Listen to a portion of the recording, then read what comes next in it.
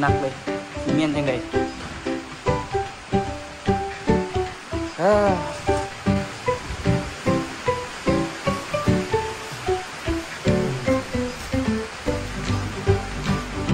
สระแล้วทุกคน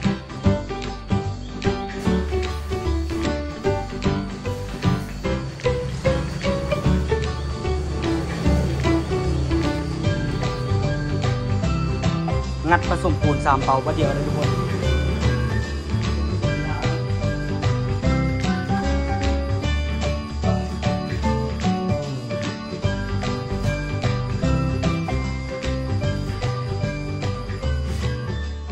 เนาะสืบเนื่องจากคลิปก่อนหน้านี้เนาะเราได้พากันเทพื้นเนาะทุกคนเนาะมือนี้นี่ก็สิได้จับระดับเอา2 ห้องนี้ไว้ทุกคนแล้วก็สิได้เริ่มมาได้ทุกคนเนาะ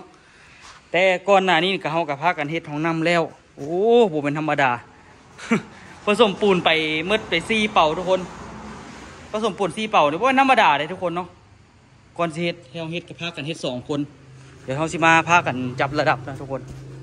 จับระดับนี้แล้วทั้งหมดก่อนแล้วมาเบิ่งน้ำกันว่าสิเป็นยังไงเดี๋ยวตัวจับระดับก่อนมันสิบ่มีมือถ่ายเนาะทุกคนหนักเลยซีเมนต์จังไดตัดดูนี่ไง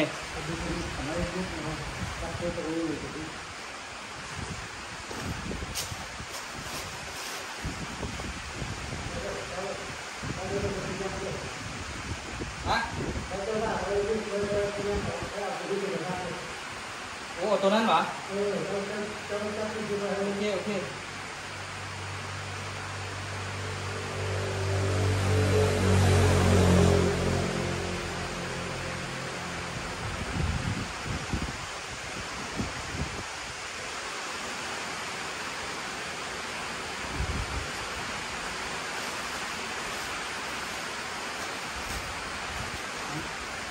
เริ่มเงียบทางนี้ก็ได้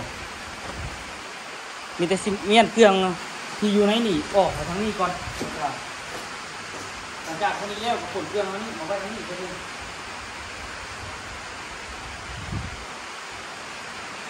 ยากเครื่องนี้ก่อน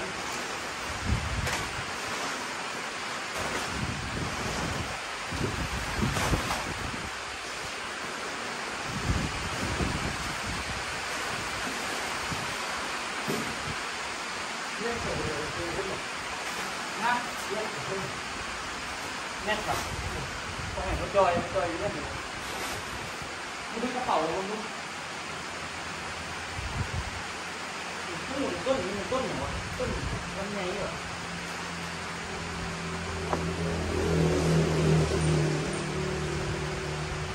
ต้นลำไยดีเลยมันออกตัวที่เราต้นลำไยเนาะออกไปหลายต้นก็เห็นอ่ะเหมือนมากลิ้นจี้เลยนะมันลิ้นจี้ที่ลิ้นจี้มันเอาให้เยอะไปคุกฮะคุกเลยบอกก็ได้แล้วแต่ว่าหัวพักตรงงาไปหลายมันนักลิ้นจี้ที่แกนตรงนี้เมียนเต้นเป็นอย่างก็เดี๋ยวสิลวดผ่าง่ายหมดละถูกดึงอันนั้นดึงคนเดียวเลยดึงมืดประเดียวไปข้างๆให้ห้องตัวนี้นี่ซีเป็นห้องสุดท้ายเลยที่จะได้เทเพราะว่ามันมีเครื่องหลายเนาะหรือบอกกับบางทีกับที่ห้องนี้แล้วนี่ก็อาจจะขนเครื่องไปทางนี้เพราะว่าจังไหนกับค่าปูนอยู่ดีค่าปูนที่จะเอามาน่าจะเป็นห้องสุดท้ายแล้วตัวนั้นเพราะปูนโบมีบนไว้เนาะไว้นอกกับฝนเอาไว้ใกล้ๆแล้วเอาผ้าบัดก็ได้ถ้ามันได้ยี่ดอกโบไว้กับคือเก่าไว้นี่ก่อนอันนี้เป็นห้องสุดท้ายนะเพราะว่าง่ายมากกับค้าปูนวนวนเมียนสร้างปูนเข้ามาใหม่เทนี่แล้วก็ไปหุ้นโอ้แป๊บเดียวกันแล้วเดี๋ยวค่อยสิปรับดินท่านี่นึงค่อยก็สิไปกินข้าวเพื่อกันค่อยก็กินแต่เศร้าเพื่อกันมันหิวเพื่อกัน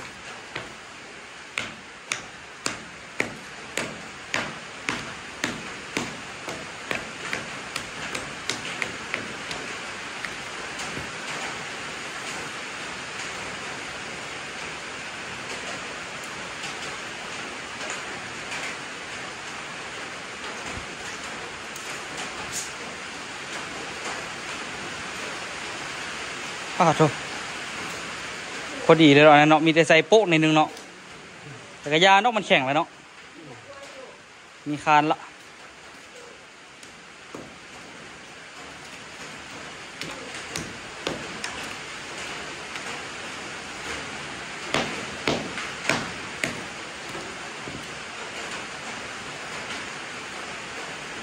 ต้องไปจับระดับแต่ละอันเฮ็ดอย่างกินอูเดี๋ยวละใบยานางยังเก็บใบยานางอยู่นี่เจ้ากะจะว่ากำลังสิเลี้ยวซะ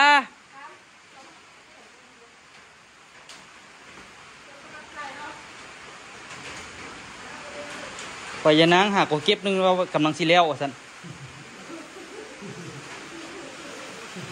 งึดขนาดเนาะ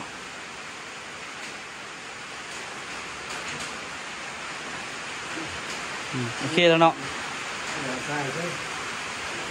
โอเคเดี๋ยวคอยจะเอาทรายมาปัดท่าทรายเสเบิดนี่โอ้ตักทรายใส่กับโบธรรมดาเด้อ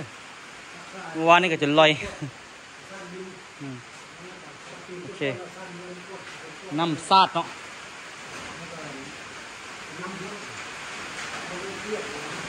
งวดก่อนเลยจึงปัดก็ได้สามเหลี่ยมเจ้ามาจึงปัดซะว่าเอาทรายใส่เราเอาสามเหลี่ยมปัดเลยว่าเลยนี่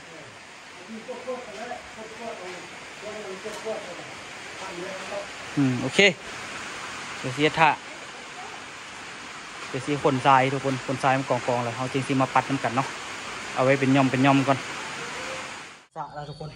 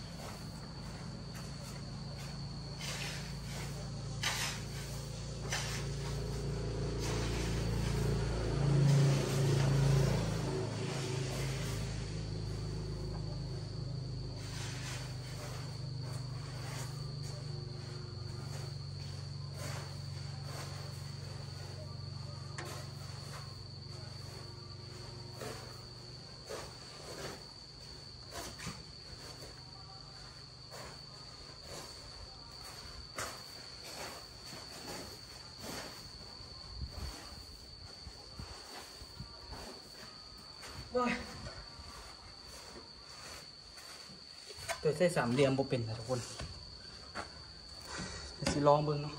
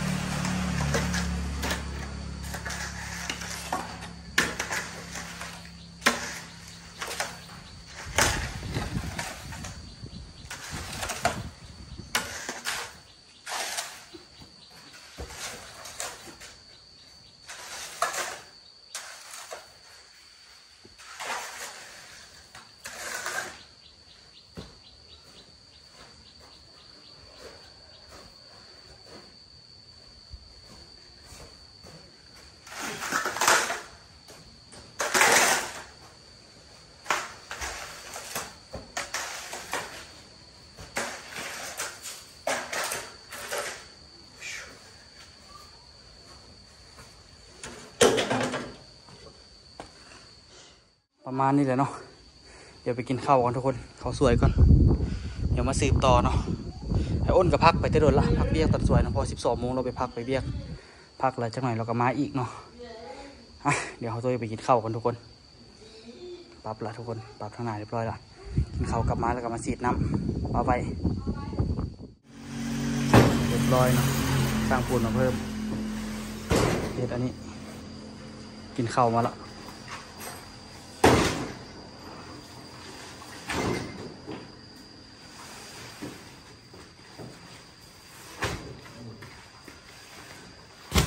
ผสมปูน3 เป่าบัดเดียวเลยทุกคนเสียเวลาเนาะ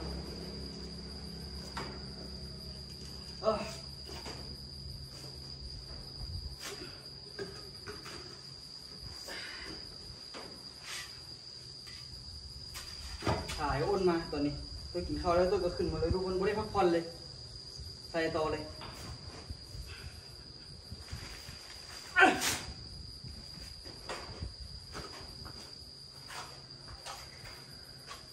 50 โลทุกคนซีเมนต์นี่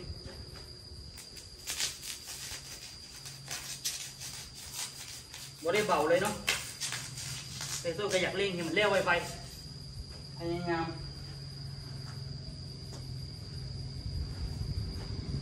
อาจจะฝืนทางกายแน่เลยกัน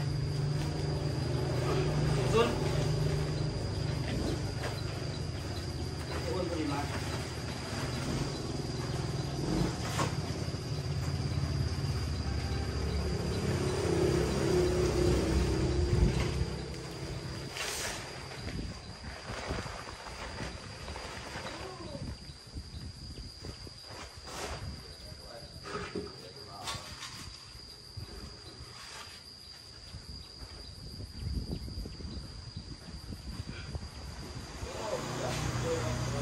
แป้งเลยอ้วนดึง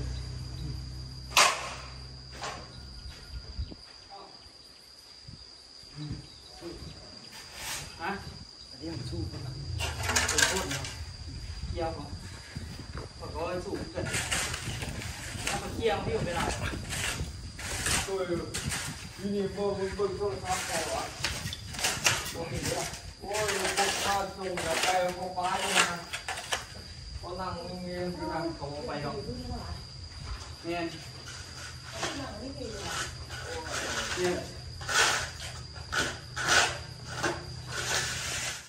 นี่เดี๋ยวเราโทรศัพท์ผมดูเจ้าของก็เอาของเขาผมไม่ได้เงี้ยเนาะดูงานหมดแล้ว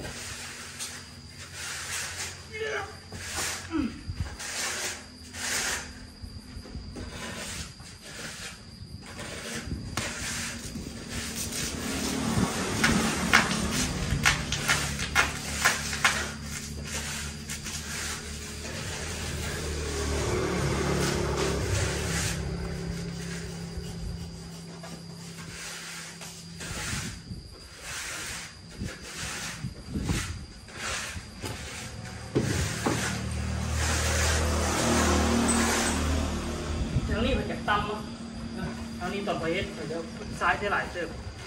ทางนั้นจุดที่บ่มีขี้ทรายละมี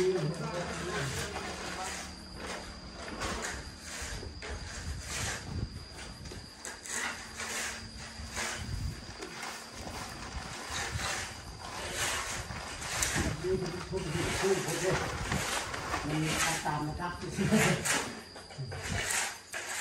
ตามเทียบเลย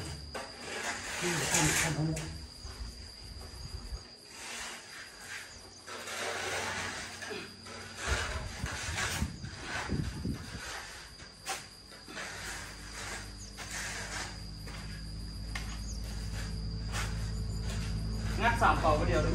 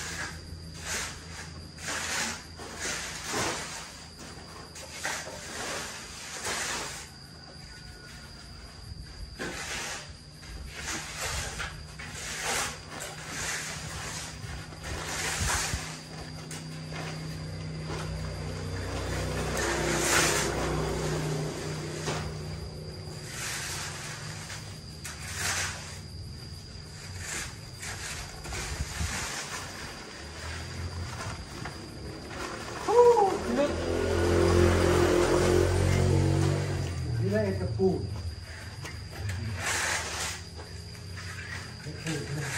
นะตกสะทัดใจปีใหม่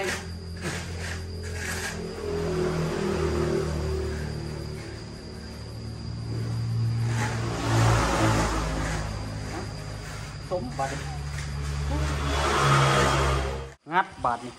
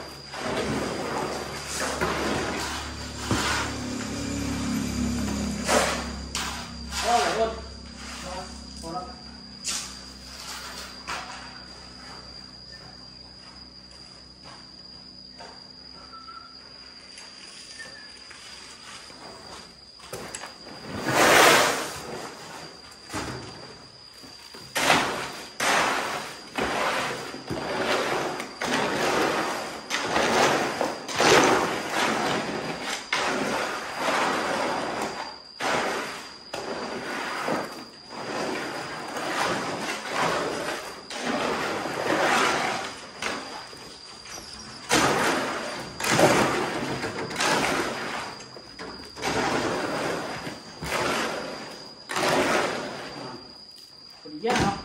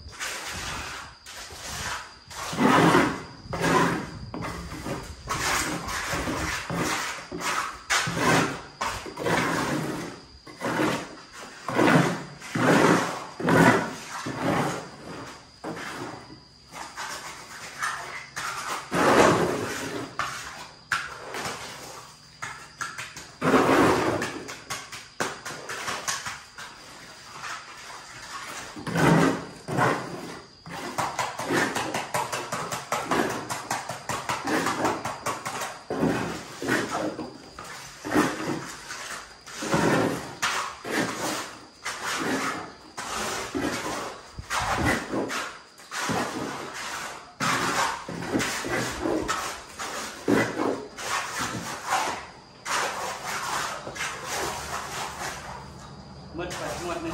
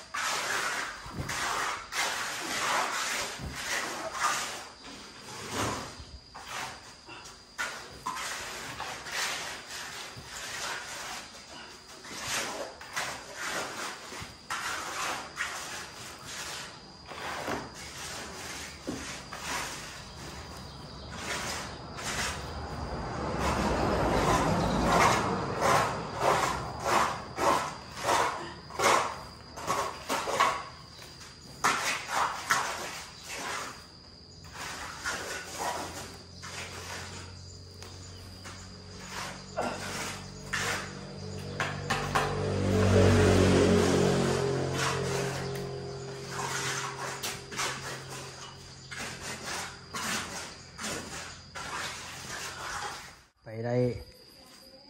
40% เนาะฮอดบ่50ฮอดอยู่ติ 40นึงอ่ะก็เกือบฮอดอยู่50มันออกข้างพี่เด้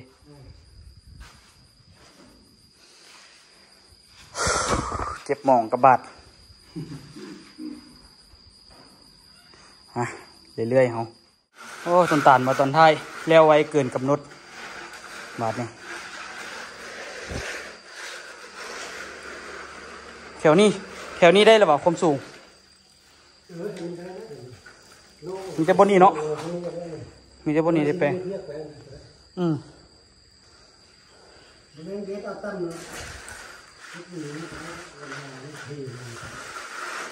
งัดเลยบอกสันคอยว่าคือว่าเป็นทรงไวเถอะวะ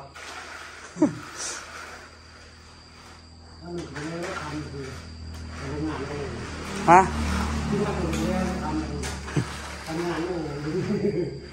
งั้นโอ้ตัว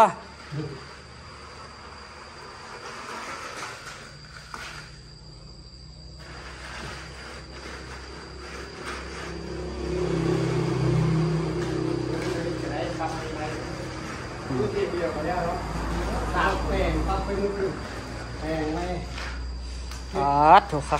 กเรื่องเดียวกันสิตีไม่เลยออก เรียบร้อยมั้ย สิตีไม้นี่ออกเลยกิด ไม่ครับเขาเอาไปเข้าไปทำงานก็ได้ใช้เลย ไว้ใส่เลยติบ่เห็นสิมีเวียกอยู่ละน้อยอ้นเนาะฮะได้อยู่นั่นเดี๋ยวเราขึ้นไปแล้วไปซัดจรวดได้อยู่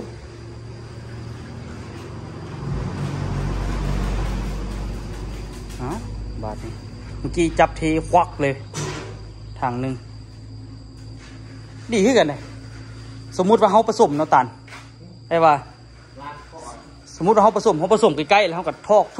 วกเลยก็โอเคเลยเนาะมือไปข้างอื่นไงส้มกับซาเลย ซะนี่แห้งสิบ่เข้ากันบ่ปูนปัญหาญาติมันบ่เข้ากันเลยเนาะไอ้อ้นเนาะใส่อ่างนี่มันพัดอันนั้นก็น้ำมันทั่วถึงก็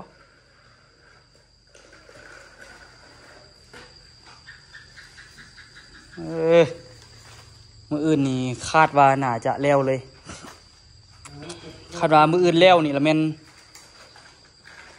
เมียนอันนี้ถ้ามันแห้งแล้วก็เมียนอันนี้ขึ้นมาเมียนกองขี้หินขี้ทรายขอเอาขึ้นเทิงนี่ก่อนผสมซ้ำปูนนี่แล้วเนาะ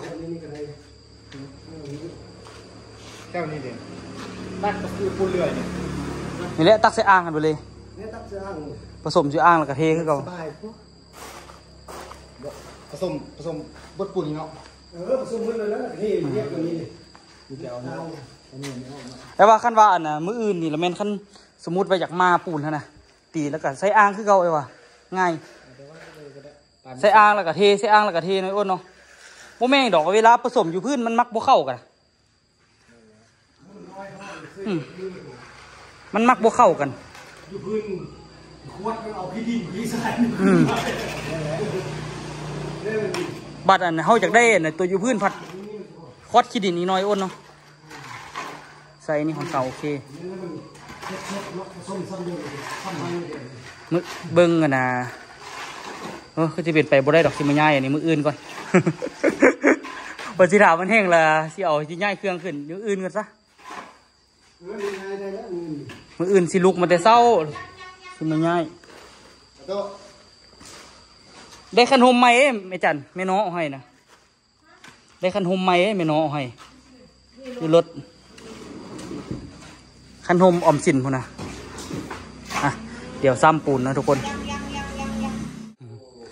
อันนี้นี่ต้นตาลมาช่วยตอนท้ายนี่คือโอ้มีแหงเงาเลยทุกคนเนาะมืออื่นนี่กะว่าให้แล้วเบิดทุกห้องเลยเนาะมืออื่นเด้อว่าอาจจะมีพอกิ๊กมาช่วยนำต้นตาลนำแล้วก็จ้างไอ้อ้นนำเนาะเสริม4 คนนี่บอกเลยว่าแล้วเลยนี่นะ4 ห้องพวกห้องน้อยๆหันคนปุ๊บฟับทอกปุ๊บฟับเทปุ๊บฟับเทนี่โอ้บึดเดียวอันนี้อยากซ่าเนี่ยเรา2 คนทุกคนอันนี้ก็น่าจะขึ้นได้ละจะเศร้าละเขาได้แล้วนี่ยังเป็นหอยอยู่ที่จริงกับบุคคลขึ้นแค่ดอกเนาะห้องน้ำเขาก็เรียบร้อยเนาะจบละทุกคนบัดนี้นี่นะใกล้ละสีแล้วละเอาไว้เจอกันคลิปหน้าได้ทุกคนเด้อสำหรับคลิปนี้ขอตัวลาทุกคนก่อนถ้าติดตามเบิ้งมืออื่นว่าสีแล้วบ่ทางมือทุกห้องเลยเนาะไว้เจอกันคลิปหน้าทุกคน